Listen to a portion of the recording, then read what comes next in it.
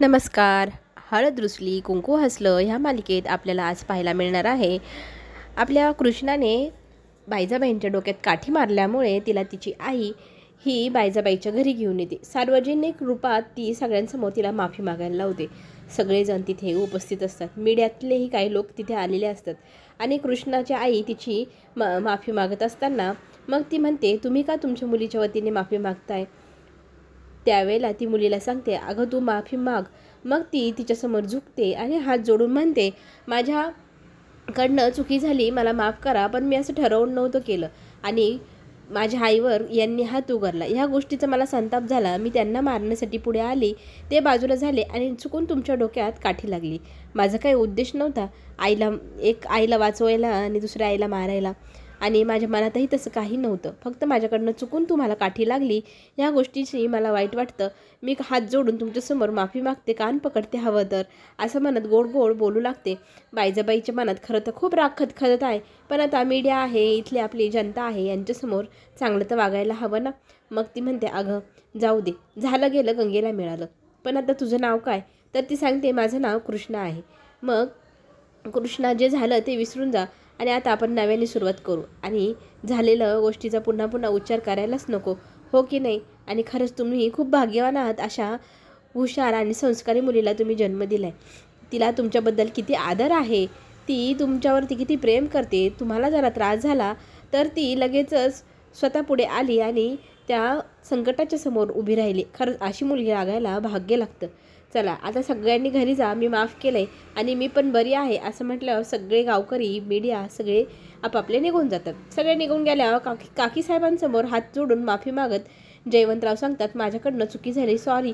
मग ती म्हणते, जी काय झालं ते बरंच झालं, पण आता ह्या मुलीचं नाव लक्षात ठेव, हिचं नाव आहे कृष्णा, आणि आपली निवडणूक झाल्या झाल्या ह्या मुलीचं काय करायला हवं हे मी तुला काय वेगळं सांगायला नको, हो की नाही? तुला माहिती हवं काय करायचं.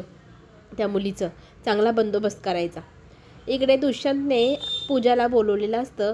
त्याला एक अशी गुड न्यूज तिला सांगायची असते आणि ती आल्यानंतर त्याला विचारू लागते, एवढ्या अर्जंटली मला इकडे बाजूला का बोलवलं? मग तो तिला गुड न्यूज सांगू लागतो. गुड न्यूज, फक्त तू माझ्या हातातनं पहिले एक हात चूज कर. तेव्हा ती उजव्या हाताला हात लावते आणि मग त्याने चॉकलेट काढून दिलेलं असतं. चॉकलेट देतात तो सांगतो, खरं तर गुड न्यूज अशी आहे की सरांनी मला त्यांचं पार्टनर होण्याची ऑफर दिली आहे आणि आता मी त्यांचा पार्टनर होणार. खरंच तू माझ्या आयुष्यात आल्याने खूप आपल्याला चांगला मार्ग मिळत आहे, आपण यशस्वी होणार. हे सगळं पाहिल्यानंतर पूजालाही आनंद होतो आणि तो म्हणतो, तू माझ्यासाठी खरं तर लकी चार्म ठरलीस. तू माझ्या आयुष्यात आली आणि बघ ना काय काय आपलं रिलेशनशिप सुरू झालं, तू मला प्रपोज केलं आणि लवकरात लवकर आता हे सगळं पार्टनरशिपचं वगैरे झालं की मी लगेचच तुझ्या बाबांना भेटणार आणि तुझ्याशी लग्न करण्याची माझी इच्छा त्यांच्यासमोर व्यक्त करणार आणि लवकरात लवकर आपण मग लग्न करूया. आता तुझ्या वडिलांना भेटायचं म्हटल्यावर त्यांना कधी भेटू असं म्हटल्यावर ती सांगते, माझे वडील US ला गेले आहे, ते आता थोडक्या दिवसात काही येणार नाही, त्यांना तिकडे काम आहे ना, तर आपण नंतर भेटू. पहिले ना तुझ्या ह्या पार्टनरशिपबद्दल बोलूया आपण. आता तो सांगू लागतो की 25 करोड रुपये लागणार आहे. तर ती म्हणते, लवकरात लवकर घरी जा आणि ते पैशांचा बंदोबस्त कर, म्हणजे कसं तुलाही पार्टनरशिप करायला सोपं होईल आणि बिझनेस पुढे वाढवता येईल. तो म्हणतो, हो नक्कीच, आणि तिला आय लव्ह यू म्हणत मिठी मारतो. मग तिला आणखी एक गिफ्ट तो देऊ करतो. ते गिफ्ट असतं सोन्याचं ब्रेसलेट. ते ब्रेसलेट पाहिल्यानंतर पूजाचे डोळे जरा गोलगोल फिरू लागतात. एवढे छान छान गिफ्ट्स हा दुष्यंत तिला देऊ लागला आहे आणि ह्या गोष्टीने तिलाही आनंद होतो. आपली कृष्णा गावातला आता अंतिम सामना जो आहे क्रिकेटचा, तो खेळायला आलेले आहे. क्रिकेटच्या सामन्यात आता शेवटची बॅटिंग असते कृष्णाची. 3 बॉलमध्ये तिला 11 रन करायची एवढी मोठी पारी ठेवलेली असते आणि ती मग आता सगळ्या सामन्याला तयार असते. त्याच रस्त्याने दुष्यंत आपल्या आईला भेटायला घरी जात असतो.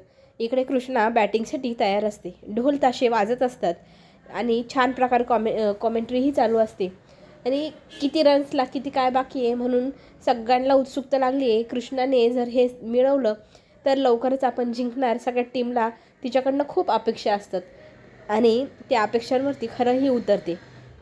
ती छान प्रकारे रन काढू लागते आणि त्याच दिशेने जात असताना दुष्यंतला तो क्रिकेटचा सामना दिसला. त्याला खूप आवड ह्या असल्या गोष्टींची. तो गाडी थांबवतो, गाडीतून उतरून तो सामना बघायला तो तिथे आलेला असतो. इकडे आपली कृष्णा सगळ्यांसमोर क्रिकेटची बॅटिंग करत असते. सगळेजण तिच्या नावाचा जय जयकार करत असतात. कृष्णा नक्की जिंकणार, आपल्या टीमला जिंकवणार म्हणून प्रत्येकजण आनंदी असतं आणि तिच्याच नावाने सगळेजण आरडाओरडा करत असतात. सगळ्यांची गंमत दुष्यंत पाहत असतो. आणि मग शेवटचा बॉल आणि आता 5 रन काढायचे हे म्हटल्यावरती कृष्णा ही सज्ज असते. सगळेजण तिच्याकडेच पाहतात. आता नक्की कृष्णा जिंकणार की नाही म्हणून सगळ्यांचा जीव टांगणीला लागतो. आणि मग बॉलिंग केल्यानंतर बॅटनी जेव्हा तो बॉल ती ठोठावते, थेट जातो तो छक्का आणि तो लागतो तो मधमाशांच्या पोळ्याला. सगळ्या मधमाशा तिथनं उठतात. दुष्यंत ज्या झाडाखाली उभं होतं त्याच झाडाच्या तिथे ते पोळं होतं. सगळे लोक पळून जातात, पण दुष्यंतला काही आयडिया नसते. मधुमक्ख्या आल्यानंतर पळायचं असतं किंवा स्वतःला झाकायचं, लपवायचं असतं. सगळेजण आपापल्या मार्गाने निघून जातात. इकडे कृष्णा पाहते, हा बोंगाट पाहुणा इथे कसा काय अडकलाय, याला खरंच काहीच कळत नाही. मग आता त्याला वाचवण्यासाठी ती पटकन तिकडे झाडाखाली ठेवलेला कांबळा घेते आणि त्या कांबळ्यामध्ये त्यालाही घट्ट पकडून मिठी मारून तिथे त्याला खाली बस सांगू लागते. तर तो म्हणतो असं का? तर ती म्हणते मधुमाशांपासून वाचायचं असेल तर मी सांगते तसं करा ना. तर तो तिला ढकलत असतो. बाहेर निघण्याचा प्रयत्न करत असताना पुन्हा एकदा त्याला मधुमाशा चावू लागतात आणि ती त्याला सांगते मधुमाशांपासून वाचायचं असेल तर गपगुमान इथे बसून राहा माझ्या शेजारी. त्या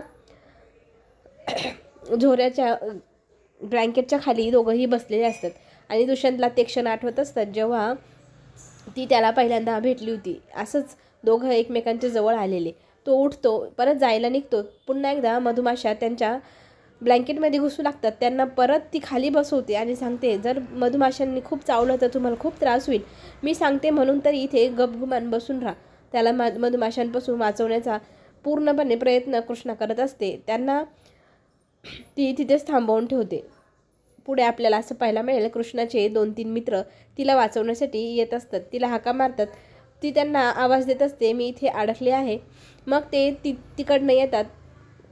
2-3 काठ्यांना छान प्रकारे आग लावून धूर करून ते तिथे आलेले असतात. त्या धुरांच्या वासाने त्या मधुमाशांना पळवण्याचा तो प्रयत्न करू लागतो.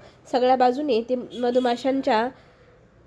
मधुमाशांना धूर देत असतात. त्या धुरामुळे त्या मधुमाशा पळायला लागतात आणि आपल्या कृष्णाला वाचवण्यासाठी त्यांचे मित्र तडफडत असतात आणि त्यांना वाचवण्याचा प्रयत्न करत असतात. दुष्यंत म्हणतो हे काय आहे, खूप धूर आहे, मला सहन नाही होते.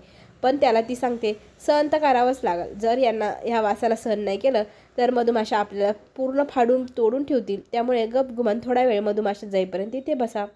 पुढे दुष्यंत घरी जातो. खूप चिडलेला असतो. आईवरती रागवतो. म्हणून मला ह्या गावात यायला आवडत नाही. बघ मला किती मधुमाशा चावल्या आहे आणि गावाकडच्या डेंजर मधुमाशा चावल्याने काय होतं हे आता बाळजाबाईला तर माहितीच आहे. आणि कृष्णाही घरी पोचते. तिने केलेला पराक्रम सगळ्या गावाकडनं तिच्या आईने ऐकल्यानंतर तिला ती जाब विचारते तू नक्की काय केलं आहे. तेव्हा ती सांगते मी छक्का मारला आणि तो बॉल त्या मधुमाशांच्या पोळ्याला लागलं. त्यातनं काय झालं तर तो भुंगाट पाहुणा म्हणजे बाळजाबाईच्या मुलाला त्यातल्या मधुमाशा चावल्या. हे कळल्यानंतर आता कृष्णाच्या आईच्या पायाखालची जमीन सरकली. कृष्णाची बहीण तर म्हणते आता काही खरं नाही, बाळजाबाई तुला जिवंत ठेवणार नाही. ती बाई कशी आहे माहिती आहे ना, आता तू गेलीसच. इकडे कृष्णाच्या आईलाही टेन्शन आलेलं असतं. बाळजाबाई मात्र फार चिडलेली आहे, संतापलेली असते. माझ्या एकुलते एक मुलाला त्या मूर्ख मुलीमुळे इतक्या मधुमाशा चावल्या, तिची आता काही खेर नाही, तिला हळद लावल्या बगैर तर मी आता राहणार नाही असं म्हणत बाळजाबाई आता त्या मुलीला शोधणार आणि तिची सगळ्या गावासमोर धिंड काढणार. चला तर मग पुढे जे काय होईल ते पाहायला आपल्या सगळ्यांना आवडणार.